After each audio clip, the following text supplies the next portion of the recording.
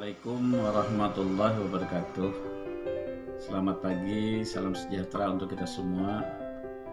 Bapak-bapak, ibu-ibu, khususnya Kepala Satuan Pendidikan Anak Usia Dini, Satuan PAUD, baik itu taman kanak-kanak, kelompok bermain, pengasuhan maupun satuan PAUD sejenis yang berbahagia. Alhamdulillah hari ini kita kembali bertemu dalam sesi tentang informasi atau sosialisasi juknis pengelolaan dana BOP PAUD khususnya. Sebagaimana yang kita ketahui bahwa telah terbit Peraturan Menteri Pendidikan dan Kebudayaan, Riset dan Teknologi Nomor 2 Tahun 2022 tentang petunjuk teknis pengelolaan dana BOP PAUD, kemudian BOS dan BOP PK. Terbitnya Permendikbudristek nomor 2 tahun 2022 ini itu mencabut peraturan menteri yang terdahulu, yaitu Permendikbud nomor 6 tahun 2021 tentang petunjuk teknis pengelolaan dana bantuan BOP sekolah reguler. Nah, kemudian Permendikbud ini juga mencabut peraturan Menteri Pendidikan dan Kebudayaan nomor 9 tahun 2021 tentang pengelolaan dana bantuan operasional PAUD, kemudian BOP Pendidikan Kesetaraan, kemudian juga yang diubah Permendikbud nomor 15 tahun 2021 tentang perubahan Permendikbud nomor 9 2021. Adapun latar belakang dari pertimbangan Permendikbudristek nomor 2 tahun 2022 tentang juknis pengelolaan dana BOP PAUD, BOS dan BOP PK ini adalah yang pertama, bahwa untuk meningkatkan mutu pembelajaran dan pemerataan akses layanan pendidikan pada PAUD, kemudian pada pendidikan dasar, menengah dan kesetaraan, maka perlu mengalokasikan dan menyalurkan dana bantuan BOP penyelenggaraan khususnya PAUD, kemudian BOP pendidikan kesetaraan. Yang kedua, bahwa pertimbangannya juga untuk mendukung pengelolaan dana BOP PAUD, kemudian BOP sekolah, yaitu kesetaraan yang perlu disusun petunjuk teknis pengelolaan dana bantuan. Nah, berdasarkan ketentuan pasal 59 ayat 1 dari Peraturan Pemerintah nomor 55 tahun 2005 tentang dana perimbangan, maka Menteri Pendidikan berwenang menetapkan juknis pengelolaan dana BOP PAUD, kemudian dana BOS dan dana penyelenggaraan pendidikan kesetaraan. Pengelolaan dana BOP PAUD ini juga termasuk dana BOS dan dana BOP kesetaraan itu dilakukan berdasarkan prinsip yang pertama fleksibel, artinya pengelolaan dana dilakukan sesuai dengan kebutuhan satuan pendidikan, jadi fleksibel sifatnya. Yang kedua harus efektif. Pengelolaan dana diupayakan dapat memberikan hasil, memberikan pengaruh, memberikan daya guna dalam rangka mencapai tujuan pendidikan di satuan pendidikan. Jadi ini prinsip-prinsip yang harus diperhatikan oleh Bapak Ibu pengelolaan satuan PAUD. Yang ketiga harus efisien, yaitu pengelolaan dana diupayakan untuk meningkatkan kualitas belajar peserta didik dengan biaya yang seminimal dengan hasil yang optimal. Itu kita harus efektif. Jadi biaya kita usahakan baik, hasilnya maksimal, seperti itu. Yang ketiga, prinsip pengelolaan dana BOP PAUD ini harus akuntabel, harus dipertanggungjawabkan secara menyeluruh. Jadi ketika kita menerima, Bapak Ibu semua menerima dana BOP PAUD, ya harus ada akuntabilitas, harus ada pertanggungjawabannya berdasarkan pertimbangan yang logis sesuai dengan peraturan. Jadi pertanggungjawaban, ada SPJ-nya, dibuktikan dengan bukti-bukti fisik, laporan-laporan, mungkin pembiayaan disertai dengan SPJ kwitansi, mungkin tanda terima, mungkin bahkan mungkin foto-foto dan sebagainya, sehingga itu bisa diakuntabilitas atau dipertanggungjawabkan. Yang kelima, prinsip dasar dari pengelolaan dana BOP PAUD ini adalah transparan. Nah, jadi pengelola, kita selaku kepala sekolah, kepala TK, pengelola KB, dalam mengelola PAUD itu harus secara terbuka bersama teman-teman, harus bisa mengakomodir aspirasi pemangku kepentingan sesuai dengan kebutuhan. Jadi kita harus terbuka, harus transparan dengan teman-teman, bahkan mitra-mitra kita, agar kita bisa mengakomodir apa saja keperluan kita dalam pembiayaan di satuan PAUD itu sendiri.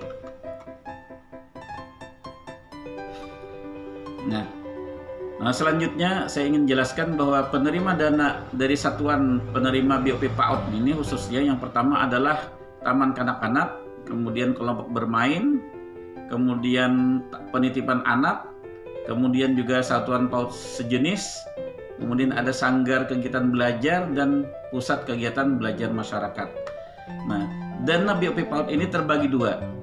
Dana BOP PAUD ini terbagi dua. Yang pertama dana BOP PAUD yang sifatnya reguler.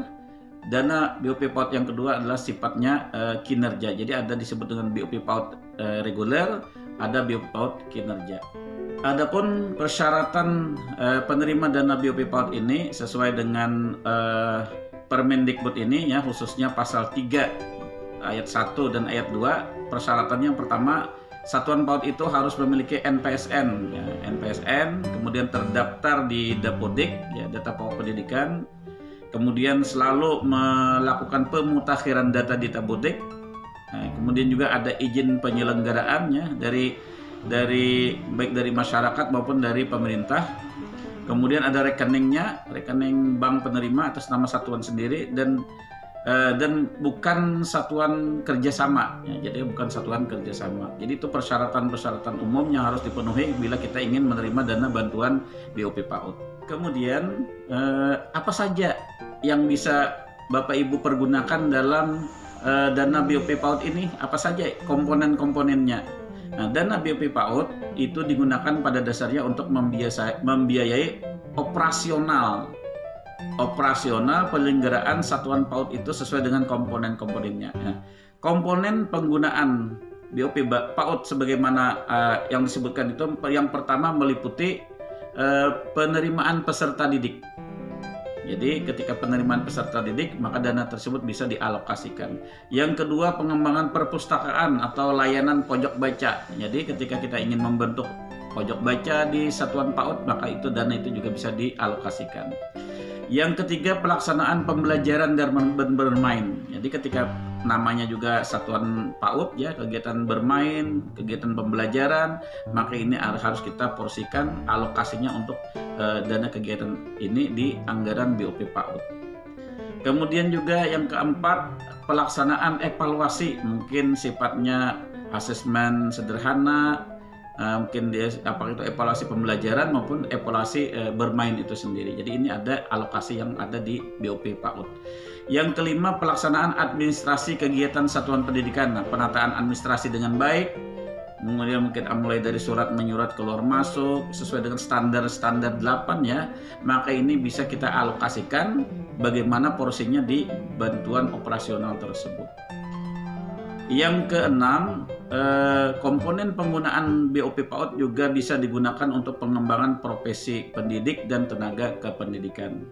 Kemudian juga bisa juga dialokasikan yang ketujuh itu untuk langganan daya dan jasa, mungkin PDAM, apakah itu listrik PLN, atau juga mungkin langganan daya dari provider Telkomsel, misalnya paket data internet. Di samping itu, komponen dari BOP PAUD ini juga yang ke-8 adalah pemeliharaan sarana prasarana. Mungkin ada sedikit yang rusak, meja dan kursi yang perlu diperbaiki. Nah, itu juga bisa dipakai, dialokasikan dana dari BOP PAUD ini. Kemudian yang selanjutnya, komponen penggunaan dana BOP PAUD juga bisa dipakai untuk pembayaran honor atau pembiayaan satuan PAUD penerima ya, seperti itu. Misalnya pengembangan SDM, pembelajaran dengan paradigma baru, kemudian digitalisasi sekolah, kemudian dan perencanaan berbasis data. Nah, ini data-data yang harus komponen-komponen yang harus kita alokasikan di BOP PAUD. Selanjutnya, pembayaran honor sebagaimana dimaksud pada ayat 2, khususnya untuk pendidik dan tenaga kependidikan itu harus memenuhi syarat. Dia harus tercatat di Dapodik dulu. Jadi pembayaran tersebut dia yang bersangkutan harus tercatat di database Dapodik. Yang kedua memang ditugaskan oleh kepala satuan pendidikan. Ada surat tugasnya. Jadi itu seperti itu dia berhak menerima honor. Kemudian dia juga aktif melaksanakan tugas di satuan PAUD. Ya, kalau dia nggak aktif nggak bisa ya. Jadi memang harus aktif. Yang pertama tadi tercatat di Dapodik, kemudian memang harus ada surat tugasnya oleh pimpinan. Yang ketiga juga aktif melaksanakan tugas. Jadi harus setiap hari mungkin dia sesuai dengan absensinya dan sebagainya. Yang terakhir, pembayaran honor itu memang dipersyaratkan belum memiliki gaji tetap. Misalnya apa? Ada honor dari daerah, ada insentif dari daerah, maka dia tidak boleh lagi menerima honor tersebut. Jadi ada beberapa persyaratan lain yang tidak boleh terdoubling seperti itu. Bapak Ibu semua, ada beberapa hal yang harus kita perhatikan ya, harus diperhatikan oleh Bapak Ibu semua dalam pengelolaan dana BOP PAUD ini. Dalam pengelolaan dana BOP PAUD atau itu juga termasuk BOS, dana BOP kesetaraan, maka kepala satuan pendidikan dan di tim BOS sekolah itu ada yang tidak boleh dilakukan atau yang dilarang. Yang pertama apa? Tidak boleh dilarang melakukan transfer dana BOP PAUD. Jadi pindah dari rekening resmi, dari rekening satuan pendidikan itu ditransfer ke rekening pribadi misalnya, itu enggak boleh ya, enggak boleh Bapak Ibu. Atau untuk penggunaan yang salah, penggunaannya salah tidak boleh, itu dilarang. Jadi ketika penggunaannya sudah sesuai dengan RKAS, sesuai dengan RAB, kemudian sesuai juga dengan komponen-komponen yang ada di Juknis BOP PAUD, maka itulah yang harus kita laksanakan. Jadi tidak boleh kita salah gunakan untuk kepentingan selain kepentingan penggunaan tersebut. Yang kedua, membungakan untuk kepentingan pribadi. Nah ini, misalnya tadi kita transfer ya dari rekening khusus satuan pendidikan, kita transfer ke rekening pribadi, kita diamkan selama beberapa waktu, beberapa masa, maka itu juga dilarang. Kemudian juga pengelola satuan pendidikan itu dilarang meminjamkan kepada pihak lain. Ini pas kebetulan misalnya dananya masuk berapa juta, berapa puluh juta biasanya dana BOP diambil ya tanpa sepengetahuan dan sebagainya, kemudian dialihkan, dipinjamkan kepada pihak lain, maka itu juga dilarang, tidak boleh dilakukan oleh pimpinan satuan pendidikan. Kemudian yang keempat, dalam penggunaan dana BOP itu satuan pendidikan tidak boleh membeli perangkat lunak, ya, tidak boleh memberi perangkat lunak untuk pelaporan dana BOP, atau juga mungkin menyewa aplikasi pendataan, itu juga dilarang. Kemudian kepala satuan pendidikan itu juga tidak boleh dilarang membiayai kegiatan yang tidak menjadi prioritas. Jadi kalau skalanya skala biasa saja atau mungkin urutannya lebih jauh, maka kita jangan menggunakan dana tersebut. Jadi memang harus ada skala-skala prioritas atau skala-skala komponen yang harus kita lihat, kita gunakan sesuai dengan Juknis yang ada di dana BOP tersebut. Nah, kemudian juga kepala satuan pendidikan dalam mengelola dana bantuan BOP PAUD ini tidak boleh membiayai kegiatan dengan mekanisme iuran. Nah, jadi jangan ada iuran-iuran dan sebagainya, tidak ada. Jadi dilarang seperti itu. Yang terakhir, tidak boleh kita semua Bapak Ibu pengelola satuan PAUD itu tidak boleh membeli pakaian. Misalnya dana BOP cair, diberikan pakaian seragam guru, seragam anak-anak, sepatu bagi guru dan sebagainya yang kepentingannya untuk pribadi, bukan inventaris, maka itu dilarang, tidak diperbolehkan oleh satuan pendidikan dalam mengelola dana BOP PAUD ini. Jadi sebenarnya banyak sekali larangan-larangan yang harus kita perhatikan dalam pengelolaan dana BOP PAUD, karena ini memang menyalahi dari aturan Juknis dan juga mungkin ada konsekuensi bagi pengelola satuan PAUD apabila terjadi kesalahan atau terjadi penyalahgunaan dalam dana BOP PAUD ini. Silakan Bapak Ibu nanti lebih mempelajari ya dana Juknis BOP PAUD ini agar kita bisa mengendalikan bagaimana skala-skala prioritas sesuai dengan isi komponen-komponen yang ada di petunjuk teknis pengelolaan dana PAUD tersebut. Nah, Bapak Ibu semua, mungkin untuk sementara untuk sesi ini ya, saya cukupkan ini saja dulu informasi tentang sosialisasi dari Juknis pengelolaan dana BOP PAUD sebagaimana dari Permendikbudristek nomor 2 tahun 2022 ini. Kita akan kembali bertemu di lanjutan informasi ini. Silahkan jangan lupa Bapak Ibu semua, khususnya Bapak Ibu pengelola PAUD, TK, KB, SPS, dan TPA, jangan lupa ikuti terus channel kami, Sinar Arafah Channel. Jangan lupa di like, kemudian juga subscribe, dan juga tentunya tolong diberi komentar-komentar agar channel informasi media pendidikan, media informasi dari kami selaku penilik ahli media penilik PAUD IKMAS itu terus berkembang. Ikuti terus informasi dari saya, semoga ada manfaatnya. Terima kasih. Assalamualaikum warahmatullahi wabarakatuh.